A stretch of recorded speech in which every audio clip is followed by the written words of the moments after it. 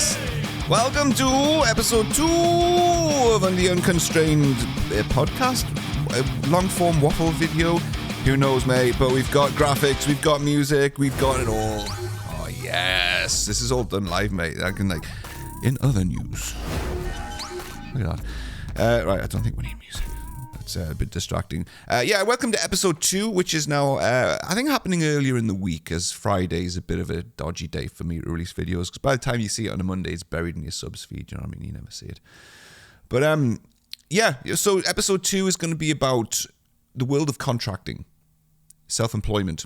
I have lots to say, lots of observations. I've been doing it for a while, so I thought, we'll make episode 2 about that. In fact, I had a request for that, actually. Somebody in a previous video put a comment on saying it would be a good idea for a show. I'm still a bit croaky. The sore throat's gone, but the voice is still a bit weak. But we move. We persevere. For anyone that's new, my name is Neil Cross. I'm an Autodesk software consultant / Autodesk expert elite / Autodesk University speaker, Pluralsight e-learning author, creator of the InvMark hardware benchmarking tool, yada, yada, yada. I mean, right, that's me. I've been running this channel for about 11 years. And I've been self-employed for the majority of the time, on off. I've had a business the whole time, but I've had a mixture of full-time roles and self-employment during that time. So I thought I'd be good in a good position to do a podcast on the pitfalls of self-employment, some advice, guidance, if someone else is thinking about doing it.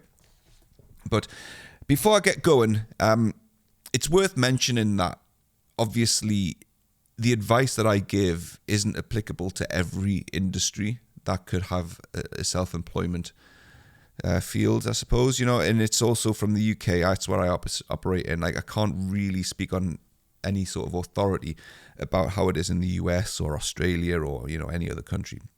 Some things will be similar, right? You'll be able to take away a few bits and pieces from this, absolutely, but things could be very different over there. Things that you need to know about, for example, that I just don't know, right? So this is from the UK. So just so you understand the context and the bias that I have when I talk about this topic. So the field that I operate in is engineering software services, right? Computer-aided design or data management services. So I'm self-employed and I contract myself into companies to do basically software support, implementation, and maintenance, that kind of thing. I don't sell any tangible products. I don't sell any digital licenses. I sell services pretty much, so that's kind of that's the bias I'm coming from. So if you're like an accountant and you want to go self-employed as an accountant, then some things that I'm talking about will be applicable, but for the most part, like a lot of the guidance that I'm going to talk about with regards to like how to conduct yourself and things to look out for and stuff might not translate. So just bear that in mind. So that's what this episode's about. It's called Unconstrained. I have free roam to waffle on as much as I want, right? As many anecdotes as I want. It's that kind of a show, So that's kind of where I'm coming from. So let's get into it. Do I need this? Is this music going to be distracting? As I've set up like a Stream Deck, loads of like little buttons and jingles and music and stuff. But now that I've done it, I'm thinking, is it just a distraction? It probably is. The majority of people are like, we don't need the music. No, you probably don't. All right. So that's me. So let's talk about you. If you are thinking about becoming self-employed, the first thing I would suggest you do is to think about why you want to do it. And the majority of people will be like absolutely like hyper focused on no, I want to do it. I've heard like you get loads of money and stuff, right? That's like, no, I'm doing it. Doesn't matter why I want to do it. I just want to do it. But if your primary motivation is money, that's not necessarily a bad thing, but you do have to be aware of a lot of the negatives of being a contractor, being self-employed, which can supersede the drive for money, right? It can ruin it, it can spoil it, right, and sour it. So you need to think about that. I'll go over what they are. How I got into it was, it's a long story, I suppose, but in brief, I didn't get into self-employment until my early 30s, right? I had a solid, maybe 12, 13 years of employment as a staff, as PAYE, pays you earn, employee, before I even ever thought about self-employment. I never once in my entire career up until my early 30s thought about self-employment. I was raised by parents who were very, especially my mother, she was very big on job security and stability. She worked in the NHS as a A&E or casualty as it was back then, nurse, and then a department manager in the UK National Health Service from the age of 15. Yep, that was a thing back in the 60s and the 70s, through to when she passed away a couple of years ago at 65. 50 years of service, unbroken, just complete employment. So I don't know if it had something to do with what she experienced when she was younger. I don't know, but she was very big on stability. So when I did my high school education, my GCSEs as they are in the UK, and at the age of 16, I didn't know what the options were back then, right? There was no social media to tell you what lifestyle was waiting for you, right? The university lifestyle, I don't know, right? I don't know. Where was I going to find that out? I didn't socialize with anybody older than me. I didn't know what university was, what it was like, what was that lifestyle and how good it was, and I didn't know. Right, it was like, right, you can go and do higher education at A levels at a college or sixth form, or you can get a job. Back in the late 90s, they offered a lot of apprenticeships, right? Where a company, it was Siemens. There was 2 interviews I went for. One was at Siemens, and the other one was at the local water board, Northumbrian Water, and they were offering like engineering apprenticeships, very different apprenticeships. One was civil engineering, I think the one was electrical engineering. So they'll take you out of school based off of your high school exam results, and they'll put you through like a college course, part-time Friday day release college course to get a lower level sort of college course. Then they'd put you through a degree, and all whilst you're employed, right? So that was the type of apprenticeship they offered. So it was either do that or more school. Money, education paid for, job, or more school. I thought, well, and to be honest, I didn't think back then. It was my mother going, look, stability, right? Get a job, pay packet, guaranteed money, right? Security. And I was like, well, okay. So I did that. Do I regret it? No, not at all. No. I mean, I do wish I'd experienced the university lifestyle, but I mean, this has got nothing to do with self-employment. This is just how I ended up on the path that led me to self-employment. But yeah, I don't really regret it. I do wish I'd experienced the university lifestyle. I've missed out on that, but you know, it's the path I've chosen has led me to where I am today, and that's not a bad thing. So I never thought about it at all until my early 30s. I was in constant employment, and then I'll not go into this. It's not fair on the people involved, but not that I really should be fair on them given the circumstances. But I ended up in a situation where I ended up with a lot of debt that I didn't necessarily accrue myself. Some of it was joint, the other, right? You probably know where I'm coming from here. But I was left with a lot of debt, and there was no way I was ever going to pay it off working just a regular staff job. So just fortuitously, a position came up. There was a lad that I was working with just passed me this like article or a website link, and it was like it was a gig down south in the UK that needed my services that I could do. And but it was a temporary 6-month contract, and I had to go self-employed to do that. And I thought, well, that's absolutely insane money. This is worth taking a punt on. If it's 6 months, right, I can earn enough in 6 months, then I would do, right, do you know what I mean? That kind of thing. And that's how I got into it. And I never looked back once I did that. I say never look back. I did go back into employment a couple of times when contracts ended and whatever, but that's how I got into it. It was more through necessity. So not everyone gets into it in the same way. What I would say, if to anyone that's thinking about self-employment, is absolutely do not quit the job you've got now, no matter how unhappy you are, without having a first project lined up, right? The worst thing you can do is to quit your day job, start up your own company doing self-employed contracts, and not have a contract to just start with. You could be sat around for months before you actually get any work in that. That's not great. So don't just jump into it, taking a gamble, taking a risk. You want to minimize risk as much as possible when you're in self-employment. Why is my camera jerky? Can I fix this? This is, come on. I think it might be a bit, and it doesn't matter. So yeah, don't do that. That's not a good thing. But think about why you want to do it. If you've got a job lined up and you think, look, this is worth the risk. Like, it's going to pay me enough money whereby if I don't get any work for a period of time afterwards, then I'll have earned enough to kind of keep me going. Then fine. But everyone's circumstances will be different there. Just the takeaway from this is don't jump into it without having something lined up. Don't burn the bridges with your current employer either. That's a huge thing. The employer you're at now, there's a good chance that they could be a potential client for you as a self-employed agent, right? So leave on the best terms possible. And if you can sell yourself back to them as a contractor, you need to have a compelling reason to do that, added value to them, for them to do that. But if you leave on bad terms, like in the middle of a project or like out in a blaze of glory, right? You know what I mean? Like effing and blinding at people or leaving them in the shit, you're burning bridges, right? That which could be potential future work. And that client could keep you going as self-employed for a long time if you leave on good terms. So don't do that either.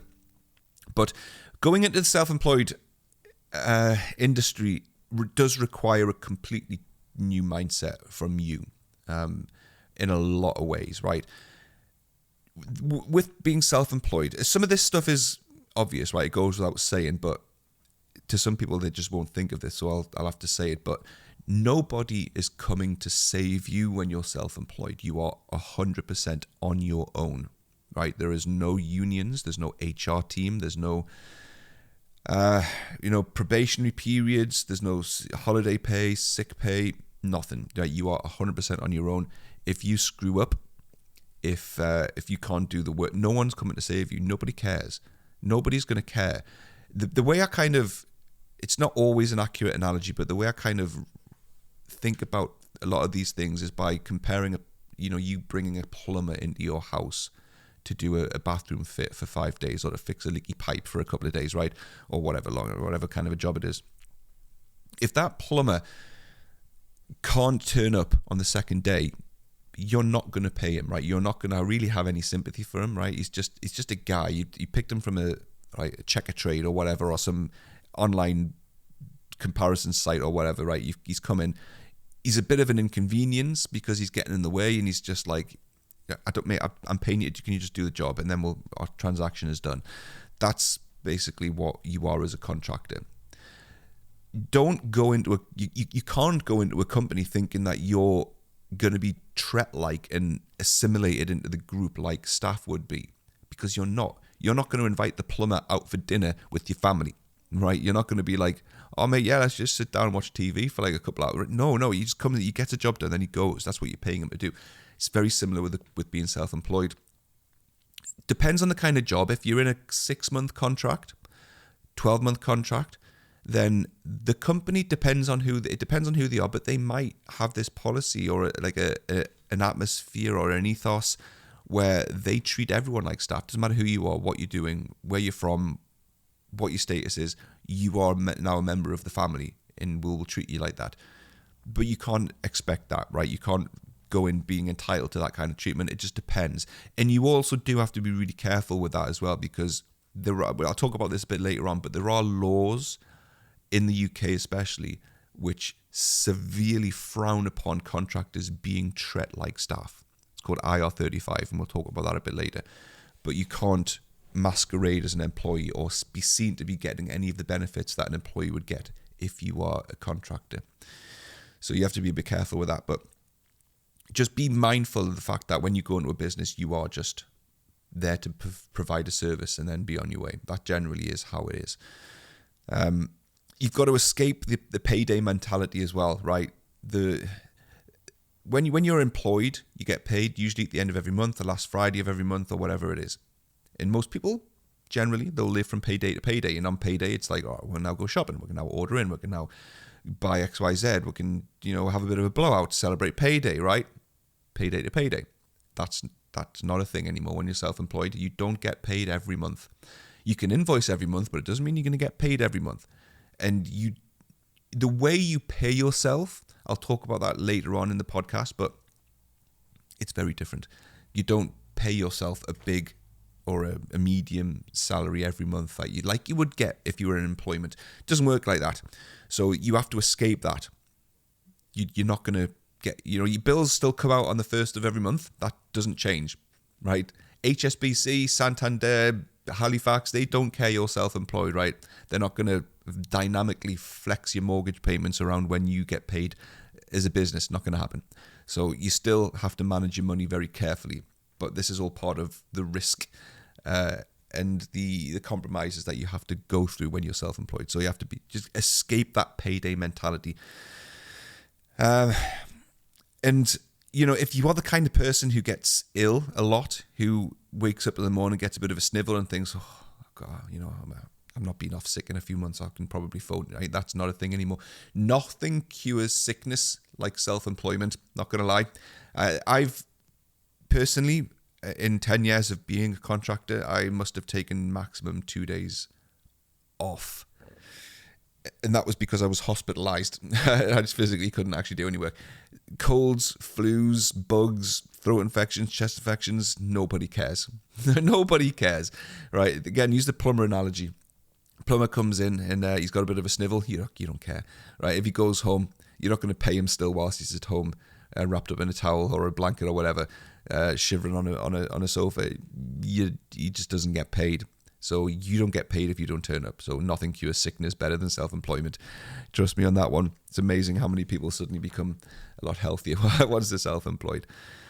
And at the end of it all, given all of that, bubbling up all of that, right, you are essentially 100% responsible for your well-being, the sustainability of your income and your family's day-to-day survivability, I guess. You know, nobody's coming to save you. You know, if 1 month you don't get paid, right, that's it. You know, if you don't do any work for a month, there's no pay insurance, right? That's it. You know, so it's up to you to go and get work. It's up to you to make sure you've got enough work to sustain you for a period of time. Nobody's going to help you. There's nobody there to come and bail you out unless you jack in the whole self-employment thing and go get a permanent job. So, those are the things that you need to think about before you start this. It does require a certain kind of person to be able to do that and to take that head on, and you need to be able to weigh up all the potential risks versus what you think you could put into your own pipeline to keep you going. What I would also recommend as well is that... phone rang there. You try and do a live show. It's not live. You try and do a podcast for long form. That's what the word I'm looking for. And you'll get interruptions. Right.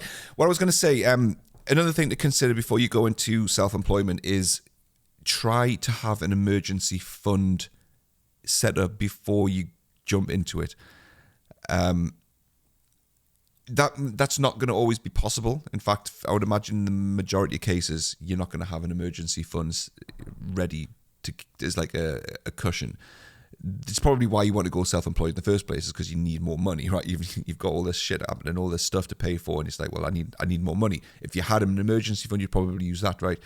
But create an emergency fund as fast as possible, because there will absolutely be times during self-employment where you just don't have work. And like I said, no one's coming to save you. So you need to have spare reserves to keep you going through those times. So an emergency fund is absolutely vital. I used an emergency fund, I think it was 2021 possibly. I'd been employed. I'd packed in self-employment for about 2 years. The business was still going, but I went into a staff role. And then at the end of 2020, I decided to give YouTube a go full time. It didn't work out, but I had an emergency fund to keep me going through that year. And I was paying myself out of money that I'd previously earned in the business. I wouldn't have been able to have afforded that luxury if I hadn't had that emergency fund. Didn't work out, but if I hadn't have tried it, I'd be sat here thinking, well, you know, my YouTube channel's 11 years old.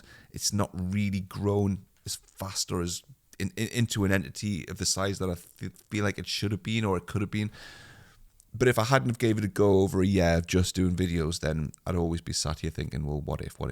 Maybe I should have done that. You know, it could have been better if I did X, Y, Z. Well, I did X, Y, Z and it didn't work out, so now I know. But an emergency fund is absolutely something that you need to have. You can't just be running on empty the whole time, right? Things happen and no one's coming to save you. So an emergency fund is something you need, right? Setting up. So I'm not HMRC and I'm not, the IRS, so I can't really give advice on what is best for any particular individual, but there are a number of ways that you can set up a self-employed, and you need to speak to either an accountant or actually an accountant is probably best to get advice on what kind of company you should be setting up. Whether or not you should be self-employed generally is quite self-explanatory, and there are guidelines on HMRC's website as to what constitutes self-employed. It's usually if you are being paid for a service that you provide, or you're selling something to make a profit, and you're doing it on a regular basis, then you need to set up a business in order to do that. The kind of business that you set up, it's different, right? There's sole traders, for example, which is what plumbers usually are. Sole traders are classed as self-employed for tax purposes. They're responsible for the business debts should something go wrong, and they've got some accounting responsibilities, but they don't have a limited company as such, but the finances are separate. There's partnerships. There's a partnership type company if you go into business with somebody else. I know nothing about that. I've always done it on my own. But there's also limited companies, which I think are LLCs in the States. And when you create a limited company, which is what I've done, you are an employee of the company you create. It's really cheap to make a company. It's like 40 quid to get registered on Companies House. And you become an employee. You can call yourself whatever you want. You can be just a staff or director or managing director, right? You can call yourself whatever you want, but you are an employee of the company. The big thing that needs to be made clear, though, when you're running a limited company, or really any business, I suppose, is the finances of the business are completely separate to yours. So if you get a project, right, if you become self-employed, start a business, you get a gig, it pays £20,000, $20,000. The client pays you that money. They're not paying you that money. You don't have 20,000. You might have done the work, right? You might be thinking, well, it's my money. No. You went in as a service provider under business Acme A Limited. The client pays Acme A Limited. They don't pay you. So that $20,000 belongs to the company. It's not your money. If you've got 2 or 3 staff, then you need to pay the staff out of that money. You need to pay the business debts. You need to pay the business expenses, blah, blah, blah. It's not your money. You can pay yourself out of that money. If you pay yourself 20,000, then you get taxed on 20,000. There's no longer 20,000 in the business for the business to run. But it's not your money. It's the business's money. It's completely separate. You get paid corporation tax, business tax on it. It's a whole different thing. So, the finances are completely separate from yours. But I would obviously strongly suggest you get advice from an accountant as to what kind of business you set up and how you run it. That's not something that I could obviously say this is how it works for everybody. The rules for the type of business also changes depending on what industry you're in. So you may need permits and certain licenses. I don't mean software licenses, but like work licenses, operational licenses to do certain types of work. In this business that I'm in, software support services, we don't really need any permits or operational licenses. What you do need, though, is insurance. Absolutely need insurance. You should not ever run a business without insurance. The field that I'm in, for example, one of the biggest reasons to have insurance is I work on data management, right? I'm responsible for a company's entire complete history of intellectual property. If I accidentally click a button and delete 20 years worth of company intellectual property and designs and blueprints and everything, so there's just nothing left to make, right? It's all gone. The company's going to be like, I think we need compensated for that. And I'll be like, you sure do. Yes, you do. And the company's like, well, right, you've just deleted the designs. What am I stuttering for? You've just deleted all the designs that we needed to fulfill this £2 million project that we're currently working on. We need compensated for that. Yes, you do.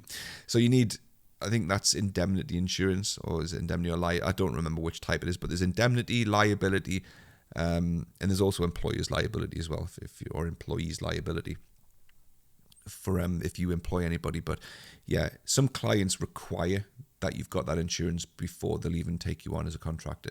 And there's various different levels of coverage, right? 5 million, 10 million, 20 million, 50 million pounds cover if you completely screw up. Fortunately, I've never had to use that.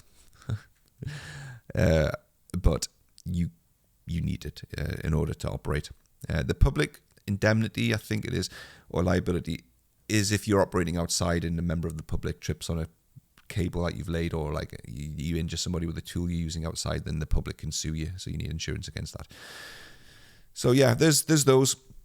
But speaking of things that you need, accountant, right? You don't need an accountant when you go self-employed, but I would strongly recommend that you get one. There's various different accountants. There's self-employed solo accountants, or there's huge accounting firms. I've always used an accounting firm, and I've had a very mixed experience with them. I found one early days who were based in the Northeast. They were a specialized contractor accounting firm. They were amazing, absolutely amazing. But then I think they were acquired by a bigger company, and then they started to deteriorate. I moved to another one who were amazing, and then they suddenly became really expensive, and I'm still with them. They're really expensive, like £150 a month expensive, which is a lot, especially considering I also pay for online accounting software, so I pay for Xero as well at the same time. And it's like, why am I paying for this? And also you guys, like, what's the deal here? And they also rely on Xero to do their job. Why am I paying for like 50 quid a month for Xero if you guys need me to have this? Like, how does that work? But I like the peace of mind of having a big team of accountants that I can call upon if I need to, rather than just some guy who's sitting in his house doing like file juggling. Do you know what I mean? But you need an accountant. What kind you get is up to you, but you really need one. I've heard and spoke to a lot of contractors who don't have an accountant, and they just do all the books themselves, all the submissions, corporation tax submissions, all that kind of stuff. I'm just not convinced that they know what they're doing. There's so many occasions in the past where I've spoken to my accountant and they're like, right, you're meeting this threshold, but if you bill this, bill that, and then deduct this from that for the carryover this year, financial year ending this, well, there's this deduction here, which, I'm like, what on earth? I don't know what you're talking about. Not a clue. And there's no way the people that I've spoken to in the past who do it themselves have any concept of any of this. So I'm like, there's a lot involved when it comes to accounting with a business. Different allowances, entitlements that you can claim for, things you can, things you can't, things that are applied in different percentage thresholds for this, that, and the other. Like, I couldn't do it myself, so I would highly recommend getting an accountant along with an online software package like Xero or QuickBooks or something like that. They're good for just keeping track of invoices, reconciling your bank statements with expenses and invoices coming in. One of the things that I found the most useful, which I've not had in a couple of years, because the first accounting company was the only one that I ever found that had this, but the first accounting company had an online system where you'd register your expenses versus you're getting paid from clients. And within this portal, they would give you a running ticker of how much tax you owed the government, and also how much money you had, which was basically free ink, which was just like, right, I don't know what the proper word is for it, but it's money after tax deductions and expenses. And it's like, that's how much is left that you can draw out and pay yourself with. Here's the tax that you owe. Here's the money that's left. And it was so useful to have that. I've not had it since. So I quite often just have no idea. Like, I can see my business account, I can see how much money's in it. I'm like, well, that's pretty healthy. But I owe probably this much in tax from last year, and then I've got a running ticker of tax accruing this year. I don't know what that is, because when I'm buying stuff, money gets deducted, tax write-offs from that total. So I don't know. Out of that number, I don't know how much money I actually got in the business. Right, that's actually mine. But there are some things you can do to help yourself with that, and I'll come on to those later when I talk about like managing taxes and stuff. So get an accountant, get an online software package for managing your accounts as well, and they sort of complement each other. Have a business bank set up as well. Like, a business bank is not really that much different from a personal bank. It's just the back end of it isn't as flashy as a consumer bank account, and they offer you some sort of protections and stuff for businesses. But have a business bank set up. When you get paid, do not get paid into your personal bank account ever. Don't even think about it. I mean, I think that's exceptionally risky. It might even be illegal. I don't know, but you need to have a business bank set up. I've got two. I've got one bank account where all the money, everything I ever invoice and bill comes into, and then the second I get paid, I just move a chunk of that money away for tax. I'll come on to that later as well. but it's just completely separate from my own personal bank accounts. So you know where you stand, and you've got a singular area where that's just business stuff. So I'd highly recommend you do that. And never, ever, ever mix your... So yeah, it goes without saying, never mix business income with personal income. Even if you're doing a job and you think this is a cash job, right, or this is just, it's just a one-off day job, don't ever give the client your personal bank and think you might get away with it. Just don't do it. It's not worth it. When it comes to equipment and licenses, setting up as a contractor, so things like laptops, right? Laptops, tablets, mice, keyboards, monitors, software licenses like Office, Adobe, that kind of things that you need to do your job. It's going to differ depending on the projects you're working on, the kind of contractor you are. But in some instances, if you're working for a client, they will bring you into their office, they will give you a workstation, and they will give you a license to work on. It depends on the job and it depends on the client, but it's always helpful to have your own laptop. That's key. So if a client says, right, we need this job done quick, can we send you some drawings, can you get them done, or can you give us some support? If you've just got your own software that you can in your own workstation to just do it, it's a huge benefit. So there's no hard and fast rule on what you should and shouldn't have. You should always have your own Microsoft Office license though, or other, right? If you're like, no, I rage against the machine, right? Against screw the man. If you're that kind of person and you don't like Office or spending on Microsoft, then free fists or what, I don't fucking know. Whatever open source junk is being used by people, I don't know. But things like Teams, Zoom, those kind of things, right? Just don't be that guy. If someone says, can we have a Teams call? Or actually, I use this open source thing, which I need to give you a link. Right? Nobody cares. Right? Nobody cares about your fixation on using open source stuff and not paying for a license. Nobody gives a shit. So just have a Teams license, have a Zoom license. If you want a meeting, have a meeting. Just don't put any obstacles in the way. Nobody cares about your opinions about friggin' software licenses. They don't care. So it's a huge help to have stuff like that. Things like TeamViewer as well. If you do any remote support, have a license of TeamViewer to just connect it and get a job done.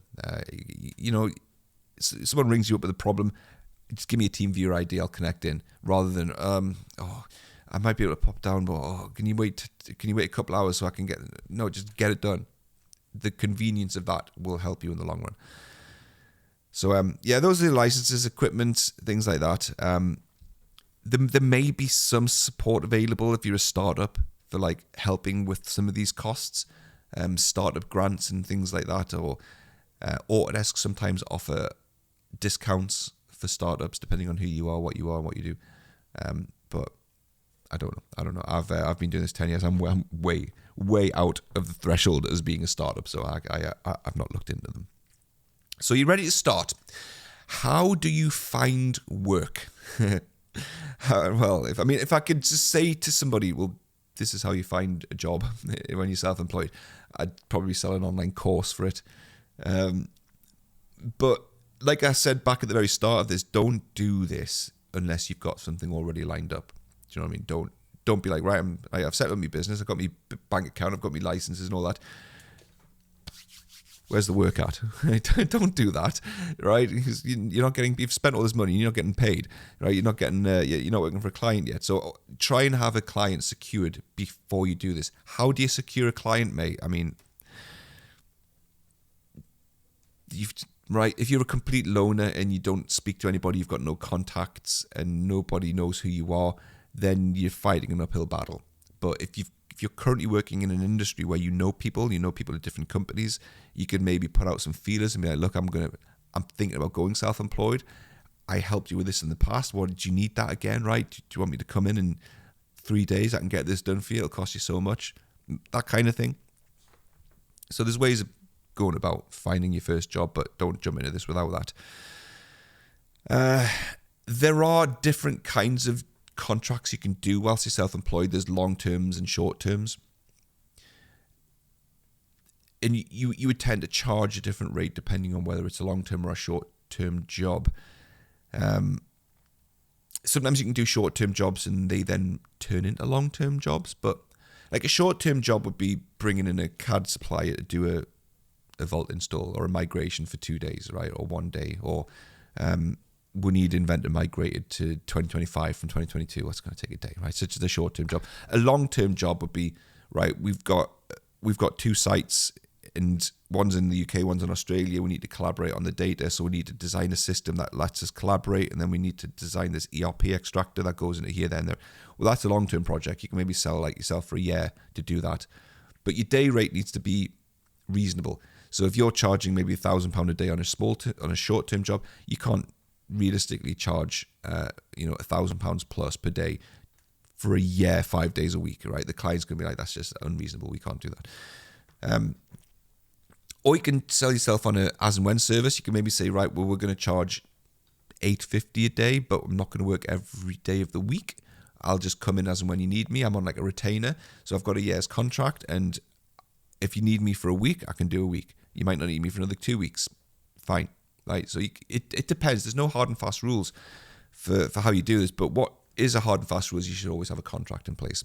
Always, always, always, always go into a project with a contract preset, done, signed by both parties, or else you're in trouble. In fact, the client could just not pay you, right? You could work for 6 months, and the client would be like, if they were, I mean, you'd have to really piss them off for them to do this, but they could be like, yeah, well, we're not paying you. He'd be like, but I've just done. What do you mean you're not paying me? I've just done 6 months. No, you haven't.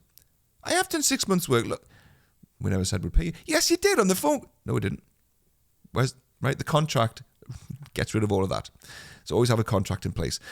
You can find templates online for contracts if you like. I don't know. I mean, I've seen contracts in the past, and they're just like complete legalese, nonsense, bollocks. You can get contracts online, right? Templates for contracts. I use one from years ago. It's from the PGC Professional Contract, or PCG Professional Contractors Group, which I took and then edited and just made it relevant to me. Took out all the bits of it which didn't really apply or I didn't like the sound of, and then I send that to a client. The client co-signs it, and then we're good to go. You put your rate in there and everything, and what you're going to do, what the scope of the project is, define what.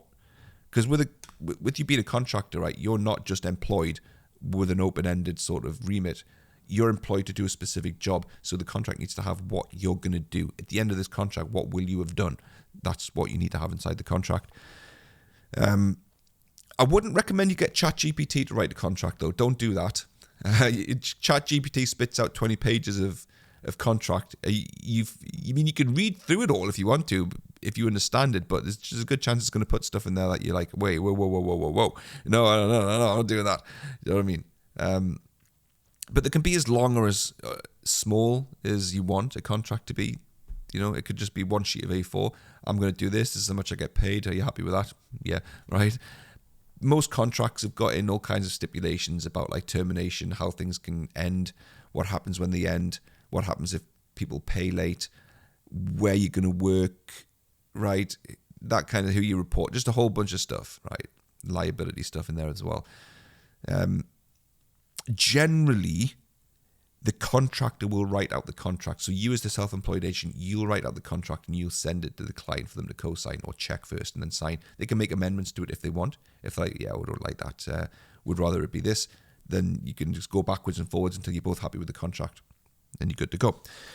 If you're pitching to a huge company that uses contractors all the time, then there's a good chance they already have set contracts that they issue to contractors. You are then free to go, nah, I'm not signing that. No, I'll change this, that, and the other, and then we're good to go. You just have to negotiate with them. A good example is in a previous gig that I had, my PCG contract was amended by somebody within the HR team. It's not somebody I've ever dealt with in the past, but they just put into my contract that I sent them this section about how I'm not allowed to work for any other company as a contractor who were in the same business as the client. I'm like, you can f*** off with that. No, that's not happening. No, if I want to go and work down the road at another company that does the same thing as you, I'm going to do it. You're not dictating where I work. That's the point of being self-employed. That's not happening. I get that you don't want to risk me leaving with your IP, like, but come on, I get it, but I'll not get into like the details of it, but it's not going to happen. So I was like, I'm not signing that if that's in there. And we came to an agreement. It got took out, and we're good. But that's an example of when you need to read a contract to make sure that there's nothing in there that can trip you up or prevent you from getting more work, because that would have prevented me from getting more. I can't not work for anybody else in this entire industry whilst I'm working for this client. It's absolutely absurd, right? The government would be like, well, that sounds like you're an employee to us. So no, not having that. You also decide your rate, how much you charge. That's up to you, not the client. The client can say, well, we're not going to take you on unless we pay you this much, and then that's for you to go, well, jog on then. But it's up to you. How much you charge, I don't know. I don't know. It is really difficult to find out what you should be charged. Some people go, well, you decide how much you're worth. You're special. You're a snowflake. You're individual and you're unique. You are worth what you're worth. Fucking bollocks, man. Absolute nonsense. No, you charge what is appropriate for that work, and it changes all the time. So for me personally, I offer a very similar service to a CAD supplier, an Autodesk reseller. I'm not as big as an Autodesk reseller. I don't have the support team behind me or the infrastructure behind me that a CAD supplier would have. But because I know what a CAD supplier charges, because I've worked at one before and I've worked at a client who's used CAD suppliers, I know what their day rate is. I can say that's the ceiling. I realistically can't charge more than that. It doesn't matter how good I am at YouTube and how many people know me and respect what I do. I just can't charge more than a CAD supplier. I could try it, but it's not reasonable. So I can pitch myself a little bit below that and be like, well, you're getting me cheaper than a CAD supplier would do the same service for, and it's this is what I offer instead. But the field that you're in, you just have to do some research, find out what other people are charging, and decide whether or not you're worth more or less than that, or about the same. That's where you go with your day rate. There's things to consider like VAT, which in the UK is value-added tax, sales tax. I would recommend not being VAT registered unless you absolutely have to. It is such a chew.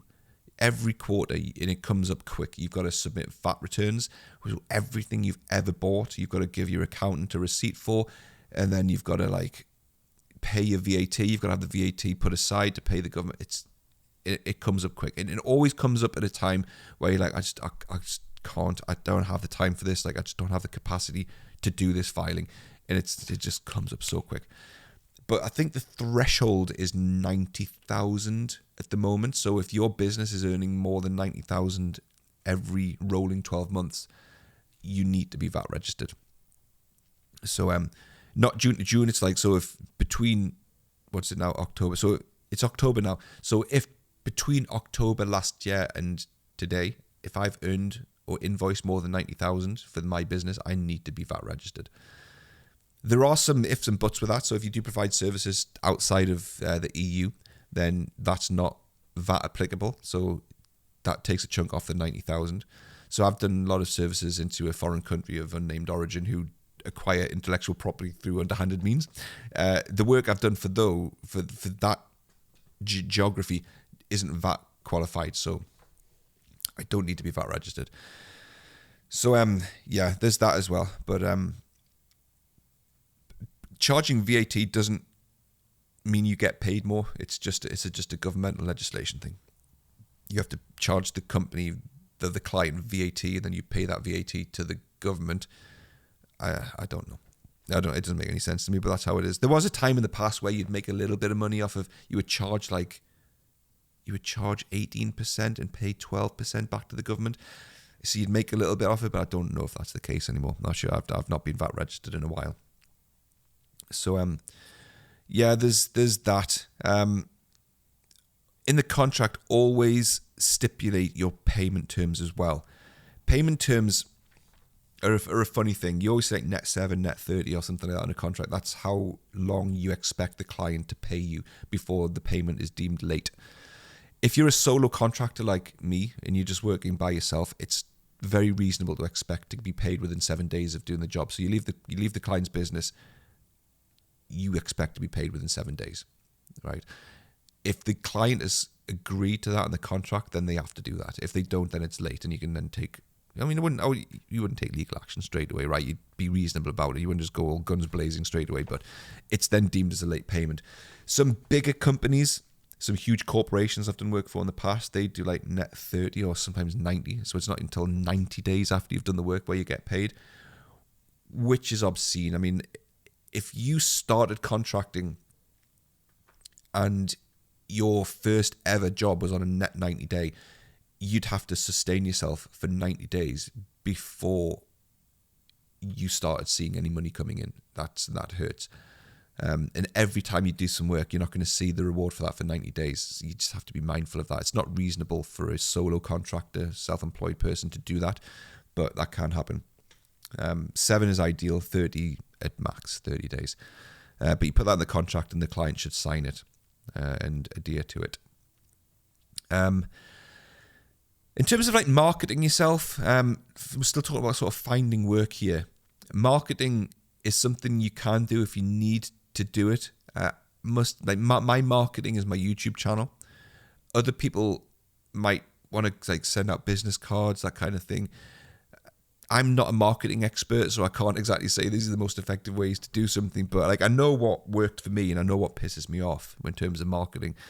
Like promotion through social media is quite a good way to do it. Like promote yourself through LinkedIn.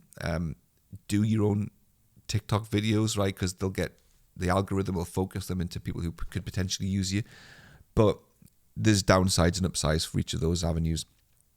What I would say never do ever is cold call people or cold email or LinkedIn message people. Nothing switches me. It doesn't matter how reputable somebody is. If I get a message on LinkedIn saying, "Hi, I'm so and so. I want to offer you our video editing services," I'm like, no, like you're obviously desperate. Like if you're reaching out to me through LinkedIn messages to offer your services, then no, absolutely not. I'm not doing it. I'll come to you if I need the work, and that's kind of how I operate. That's my mentality. Many people won't agree with that. They'll be like, "Yeah, but no, you've got to put yourself out there, and then you put out lots of buckets, and you'll catch lots of droplets tomorrow." No, not for me. No, I will find somebody if I need something done for me. Like I'm very rarely just gonna have someone pop up out of nowhere and go, "Oh, we offer this." Well, I don't want that right now, thank you.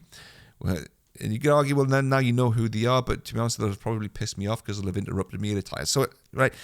It's a very, very subjective thing, but generally you need to market yourself if you're self-employed, or else how is anybody going to know you exist, right? That's what it comes down to. Word of mouth will only go so far. Sometimes the word of mouth just fizzles out and just stops. So, put yourself out on job sites. Social media is one of the strongest areas to market yourself. Have a strong presence. There's specialist areas that can help as well. Like within our field, there's like Kadak, who I work with. They've got their experts portal where you can register as a software specialist on this platform, which is entirely designed for customers to find an expert in a specific field. The rates there on display, you contact that expert and then they get in touch with you and then you arrange a job. So there's places like that which will work. But it depends what industry that you're in. But yeah, I use YouTube mostly. Yeah, don't be aggressive about it though. Don't come off as desperate. No cold emails. Absolute hard no. Like I delete every cold email that I get that comes through. I'm just not interested. So have your own website and your own domain is something which is really important. It's cheap as anything. Go to somewhere like Ionos, right? Is it Ionos? IONOS. Set up your own domain. Have @mybusiness.com or .co.uk. So when you send out an email, it's not coming from a Gmail address. Nothing smacks of a scam or a cheap, tacky, try-hard wannabe than getting an email from somebody with a Yahoo email address, right? Or bt.com, right? You want the service provider that you deal with to have their own website and their own domain, their own email address. It just looks professional and it costs nothing to do. Well, it doesn't cost nothing. Nothing is in the grand scheme of things. It costs very little to do. Have your own website. Go to Squarespace, right? Obviously not sponsored by Squarespace, but create like a very basic building block of a website, just so so people have something when they Google you.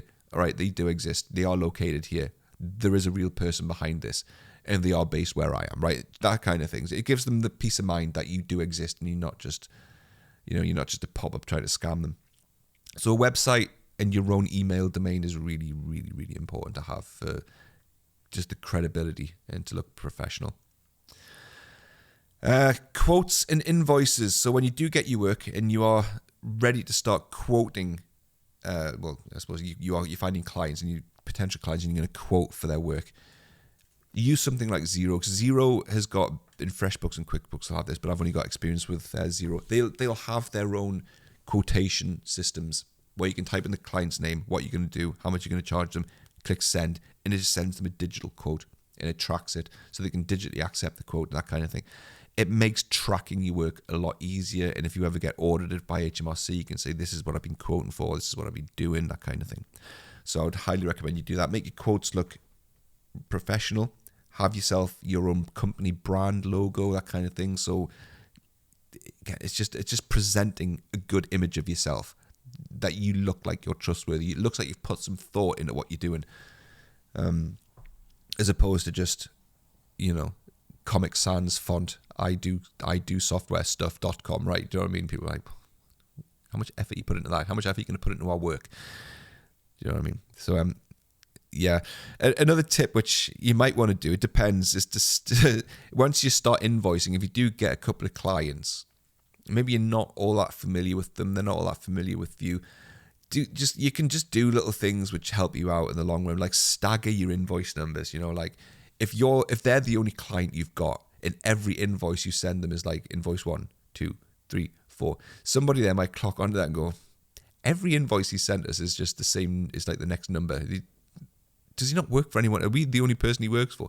Which is fine in some cases. If you are working on a long-term project with a client, then you will only be invoicing them. So the invoice numbers will be sequential. But yeah, if like 6 months later you invoice somebody and it's the next number in the sequence for invoices, they'll be like, why aren't you working for anyone else?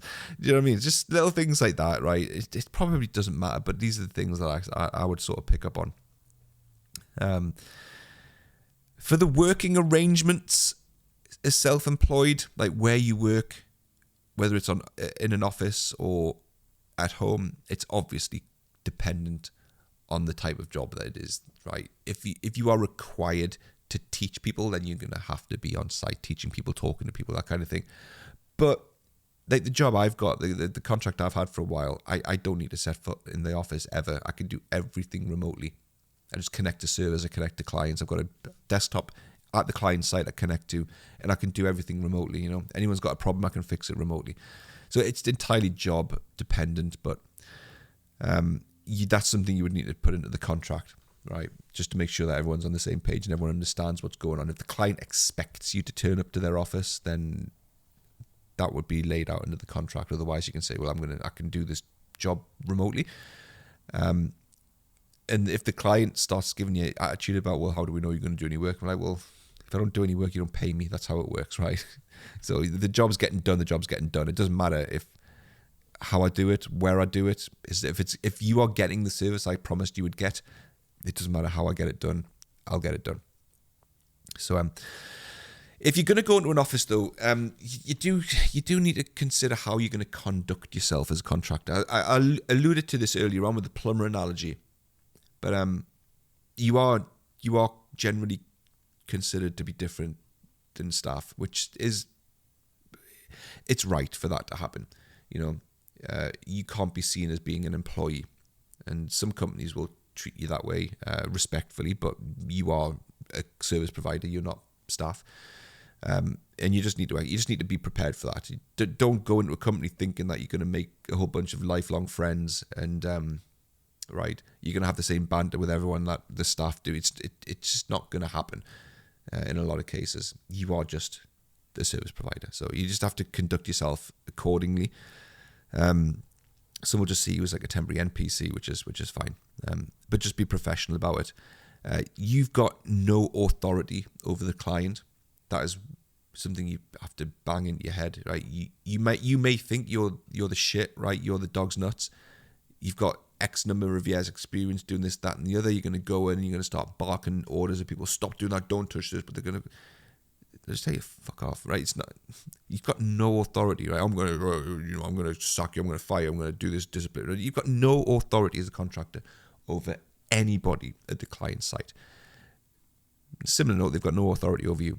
As far as telling you what to do to an extent. I mean, the client can tell you what to do because they're paying you to do a job. So when it comes to getting that job done, they can guide how they expect it to be done and to an extent, but they don't have any hierarchical sort of authority is what I'm trying to say, right? In terms of discipline, you don't have a manager. You've got a person you report to, but you don't have a manager when you're self-employed. Again, that is a trait that an employee would have, and that again is very strongly frowned upon. You can't be seen to have that. So yeah, there's no levels of authority really when you're a contractor, and you have to be aware of that. You might like that. That might be a breath of fresh air to you, but you just have to be aware of that, and you can't bark orders at people because you're not their managers. So yeah. Right, I'm back. Sorry, I had to go and take a drink of water because my throat was starting to croak up and seize. So yeah, those are the working arrangements that you should adhere to. What not to do though when you're a contractor? I mean, a lot of this is just common sense, right? You can summarize most of them into one sentence, and that is just don't be a dick. just don't be a dick. You can just do the things that any reasonable person would expect you to do, and don't do the things you would be expected to not do, right? So if you're on the clock for a client, don't just vanish for 3 hours saying, well, I'm self-employed, I'm my own boss, right? And then they're trying to contact you, and you're not there. Right? Just stuff like that. That kind of goes without saying, right? If you're only good, if you've billed them for a day, but you only work half a day, don't push your luck and be like, well, they're not gonna know. No, just come on, be reasonable about it and be genuine and honest, and that goes a long way. It rarely goes unnoticed. And just don't do anything that you think is gonna help you but is a detriment to the client. I've got a good example of this, right? I'll not name names, even though this guy who I'm referring to, he helped me out a lot in my early days before I went contracting. Got me set up, gave me some good advice, but then he did something like really egregious.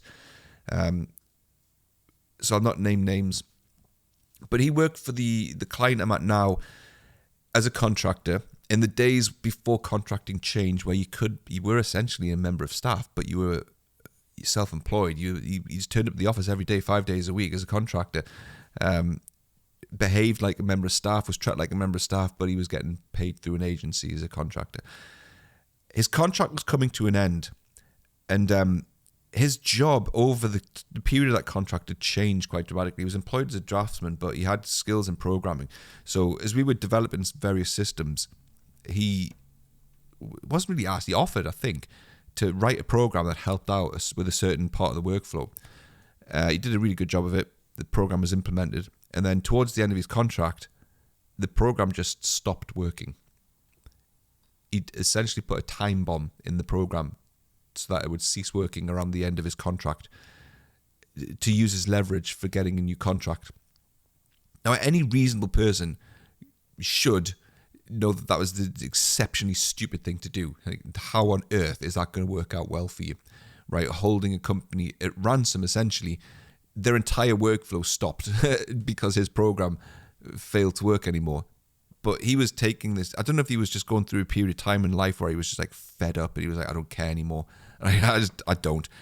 This is like, if I'm out, I'm out. I don't care.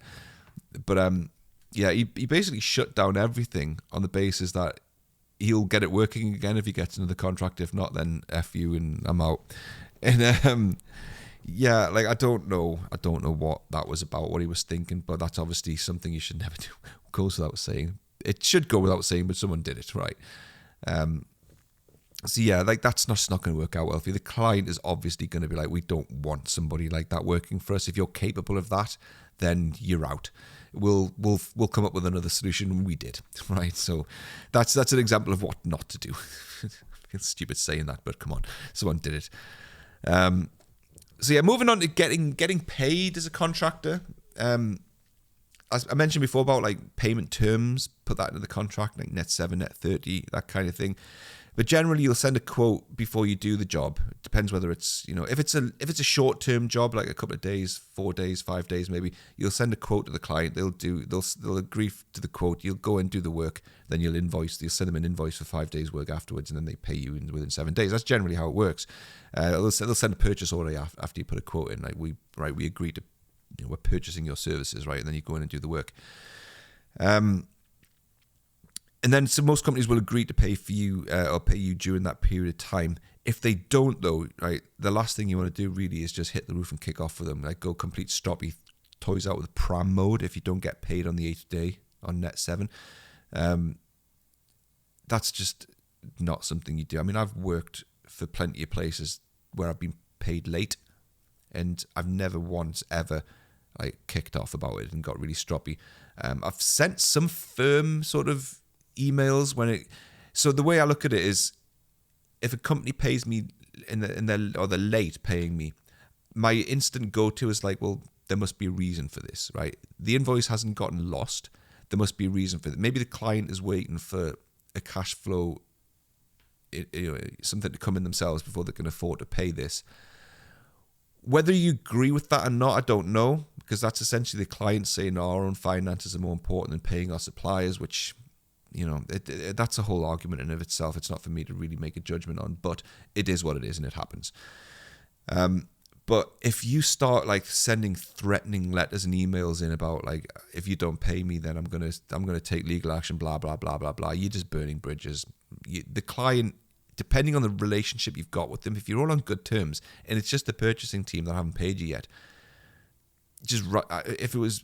And it is me. I've done it. Just write it out. You'll get paid eventually, and you keep that client. You don't burn bridges. They'll respect you more as well for they depending on who they are, they might use that as an opportunity to take the piss a bit more. Well, we can afford to not pay this guy for a while, and then he's not going to complain.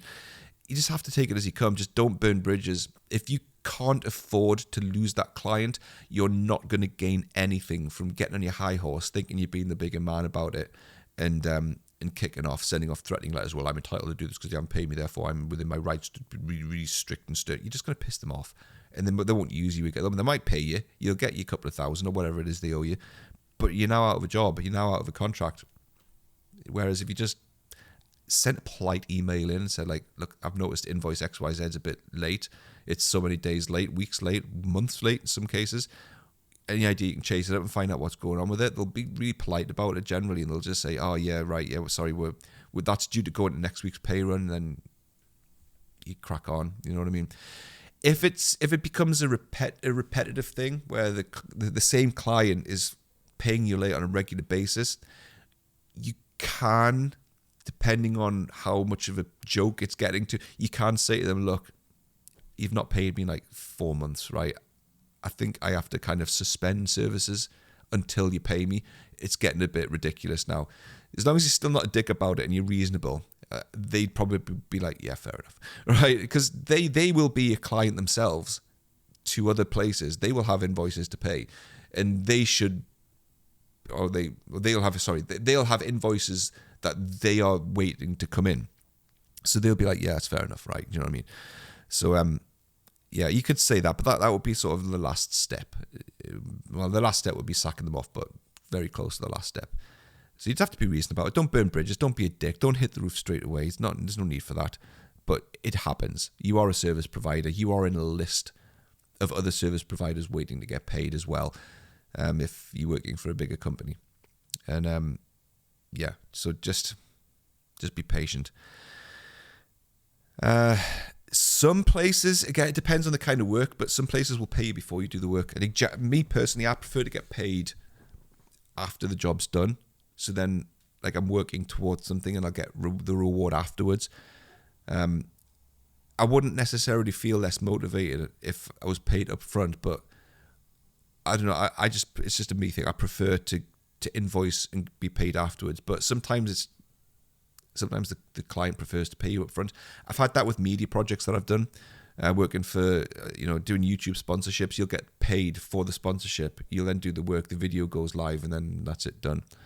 It just depends, but it's up to you. It can help to get paid beforehand, because then you can say, right, I'll start the work once I get paid, but then the client might need some guarantees that the work is going to get delivered after they've paid you. So there's no rules with it. It just depends on you and the client, really, as to when the work is paid for. But that leads me on to what to do after you get paid. And right, I'm going to like chapter this up, and I'm going to chapter this as like the most important advice I've ever been given in my life. It was given to me by a guy called Colin Watson, who was my old boss at the CAD supplier who I used to work for. He gave me this advice 15 years ago, and I will never forget it.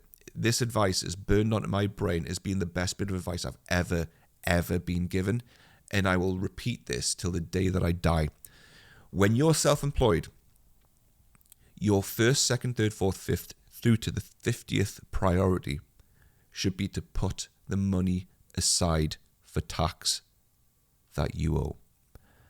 Before you do anything, the second, don't wait an hour, don't wait a day.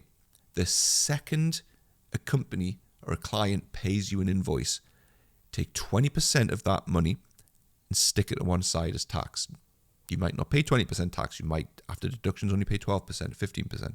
Put 20% aside. If you get paid £10,000, put £2,000 aside. Put it in a separate bank account. That's not yours. That's not your money. That's the government's. You will be taxed on that $10,000. You need to make sure you've got that money aside. If you get paid $10,000, you think, sweet, 10,000. I've now got £10,000. I'm going to go buy X, Y, Z. I'm going to spend it on this, that, and the other. And you do that every month.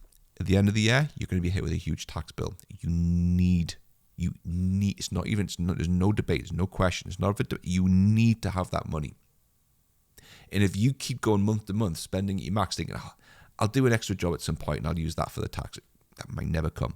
Probably won't ever come. The second the company pays you your invoice, put 20% of it away into a separate bank account. That is, I mean, it's not saved me. I've done that every single month for 10 years. The second I get paid, I put the money aside for tax. It's not my money.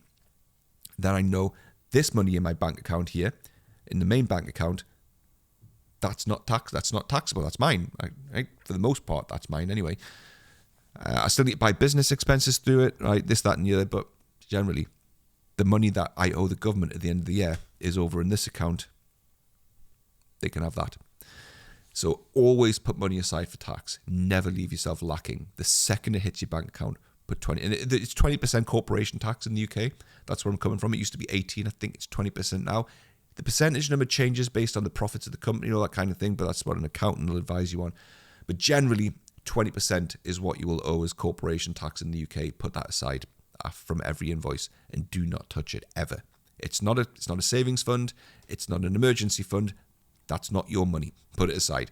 That's the best bit of advice I've ever been given, and I will repeat that. Take that on board and do it without question. No ifs or buts. Do it. So that's the advice that I can say. Just don't lift your means as well. If you're a solo contractor, even if you're putting the money aside for tax, do not live to your means. You're getting paid 10,000, you're putting 2,000 aside. Good for you. You've got 8,000 left. Do not live your life based on the fact that you've got £8,000 coming in. Just don't do it. I can't tell people how to live their lives, right? Or what I'm saying is just don't spend everything that's coming in. And then the next time you get money coming in, you just spend it all, and month to month you're spending it all. You need to build up an emergency fund. That's what I said at the start. I mean, this house I'm living in right now was bought off of the back of having not lived to my means. I worked self-employed for many years, and I just paid myself the absolute minimum I needed to live off, and there was constantly just an accruing chunk of money building in the business bank over the years to the point where I could afford a house deposit and buy a house.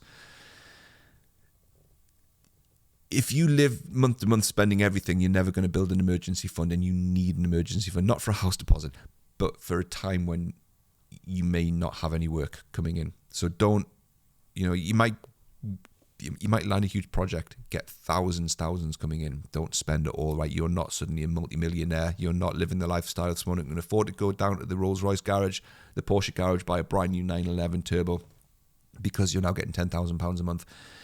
Invoiced. Be reasonable. You never know what's going to happen in the future. Your industry could completely change. It could turn on its head. You could get replaced by AI. Contractors in your industry may no longer be needed. You need that emergency fund. If you stop becoming self-employed, you may need to then go find a full-time job back as an employee. You might not find a reasonable employed, PAYE job for 3-4 months. You need a chunk of money for 3 or 4 months to live off before you start getting paid by a new business or by a new employer. That's what the emergency fund is for. So don't spend everything as it's coming in. That's another huge thing that I've always done. I've never lived to my means. So things like a pension as well. Like when I say earlier on, like no one's coming to save you, that extends to a pension. You don't get a pension as self-employed, so you're gonna have to create your own. The good news is a director of your own company, a pension is a taxable deduction. You can pay for that pension. It's called a director's pension. So you can put money into your pension from the company's profits. That's what I do. And I would highly recommend you do that, because the time will fly, mate. It'll fly. Before you know it, you're 43 and you've not got a pension. You're like, oh, shit, whoa, right. And the later you start, the harder it's going to get. So as self-employed, you're going to have your own pension. There is nothing else. You don't work for an employer who's going to have a pension scheme. You need to create your own. If you've got previous pensions that you've paid into over the years at various other jobs, you can transfer those funds into your director's pension and consolidate it all. But you need a director's pension. Same with life insurance. You can set up life insurance as a director, and that can get paid for out of the company's profits or the company's in capital.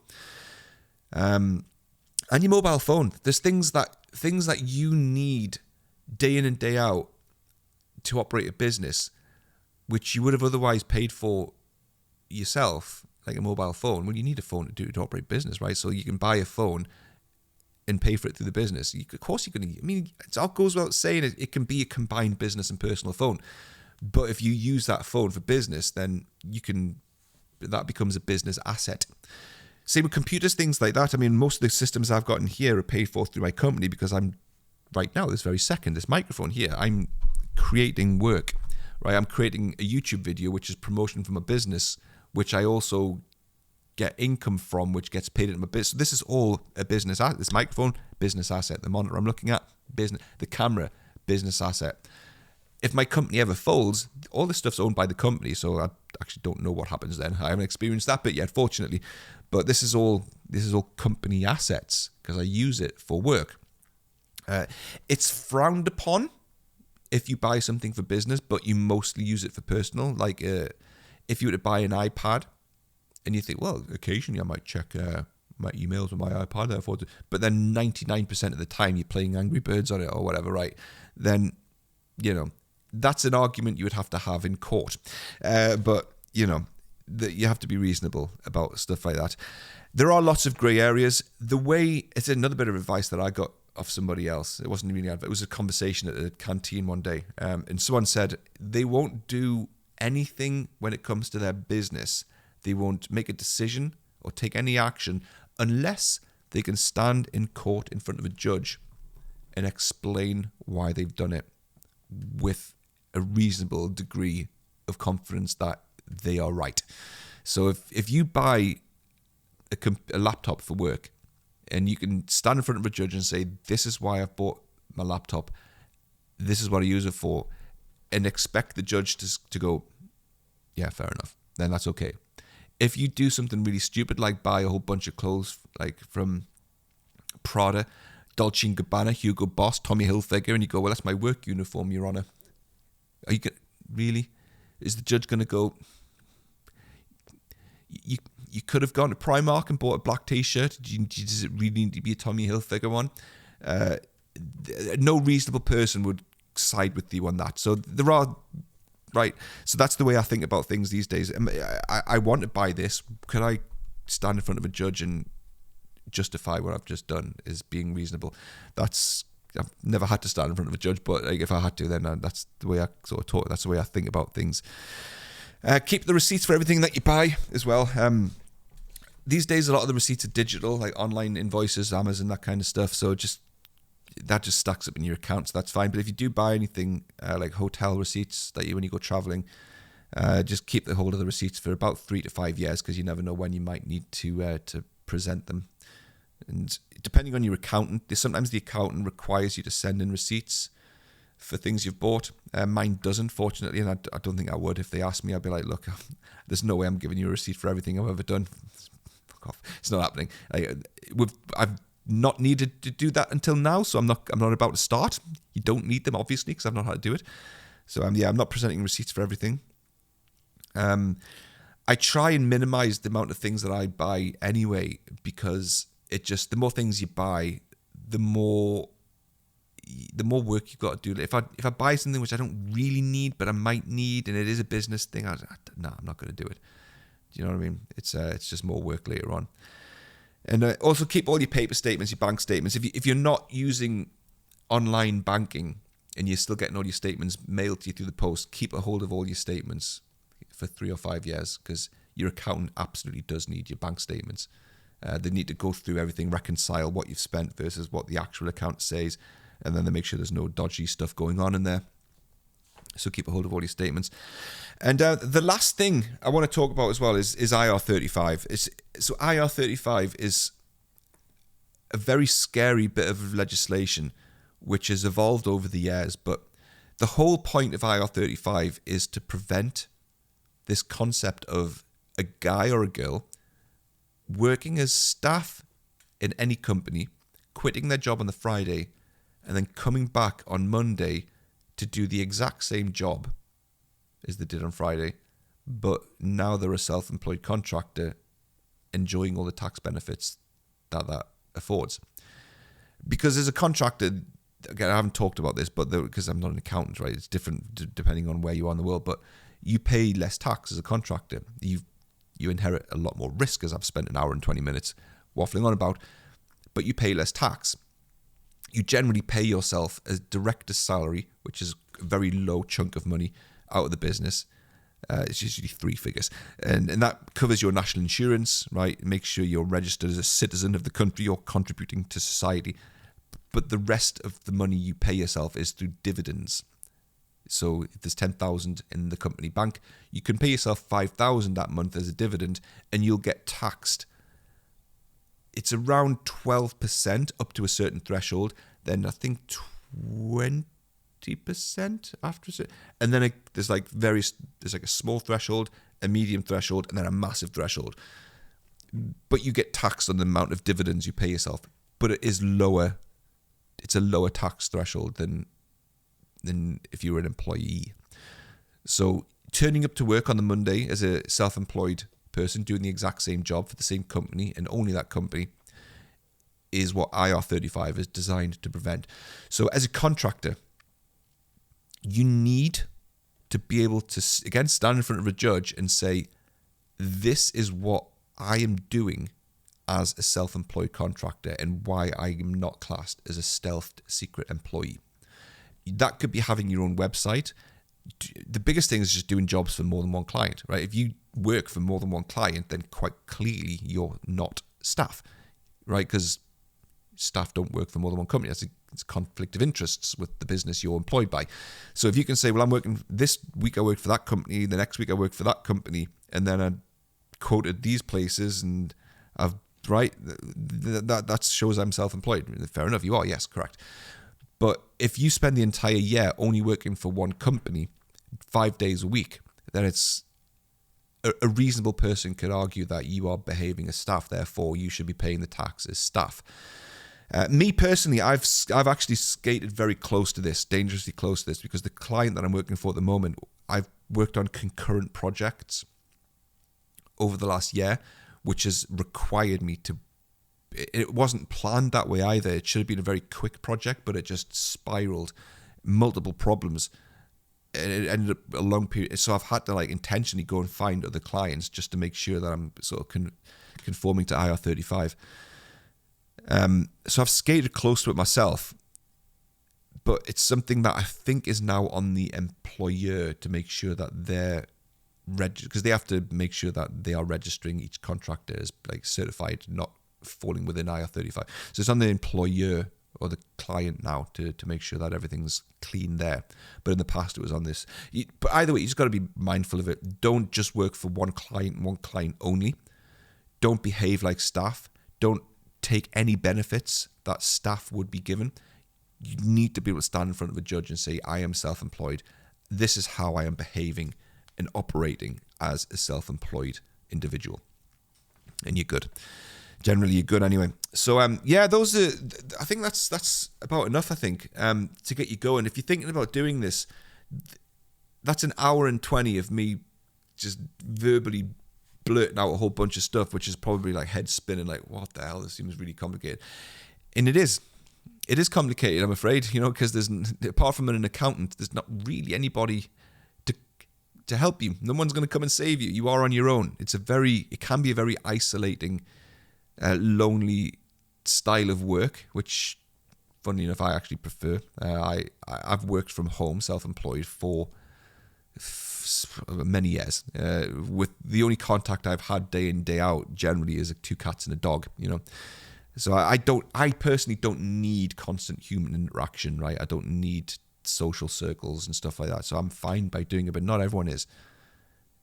So it's something that you need to think, but by all means you can give it a shot. If you think that you've got the skills and the experience to be able to give it a shot and then easily transition back into a full-time job and find another one pretty quickly, then just scratch the itch. It might be worth you giving it a go. But you do have to bear in mind all of the risks associated with it, which is what I've detailed in this video. And one thing, you just have to ask yourself, like, what do you offer? Like, what can you offer a client? Because no client is obliged. Again, this is a huge thing that I think a lot of people it goes lost on them. No client is obliged to give you a contract, right? Once you become self-employed, you are not entitled to a damn thing. Nothing. So you have to ask yourself, what do I offer? What can I offer a client? If you can answer that, and it's something that you feel a client would want to pay for, package it up, brand it, market it, and distribute it. Send it out to a client. This is what I can offer you, right? As long as it's not in an aggressive, really obnoxious way. But you have to ask yourself that. If you're just a regular run-of-the-mill Joe and you've really not got any special skills, no experience or anything like that, then why would a company want to take you on? They're not obliged to. There's no law that says they have to take you on because you pass certain diversity criteria. Nobody cares. Right? Nobody cares. You're a contractor. You need to offer a service that somebody wants to pay for.